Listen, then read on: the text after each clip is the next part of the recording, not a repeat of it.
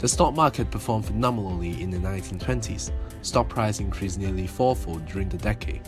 The overheated market attracted a lot of citizens to put their savings into the stock market to operate speculation. The deviation between the stock price and its intrinsic value had widened, creating a bubble. The bubble burst on October 24, 1929, later called the Black Thursday. Frantic selling occurred and led the Dow Jones average to a 12% single-day decline. Investors lost confidence in the stock market and panic sales started.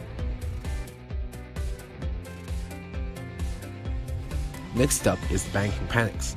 The operation of banks requires it to only hold a portion of their deposit. However, when a huge amount of investors demanded their deposit back and the bank couldn't provide as much cash, a banking panic will occur as the bank is no longer solvent and forced to liquidate the loans to suffice the demand in withdrawal. The last cause is the failure of the Federal Reserve. The Federal Reserve raised the interest rate to preserve the gold standard, and the increase restricted the availability of capital in the market. The US economy suffered the most, with price levels and real output spiraling downwards. A 30% GDP decline was recorded from the peak to the trough of the crisis and continued into sluggish growth or even no recovery for the coming decade.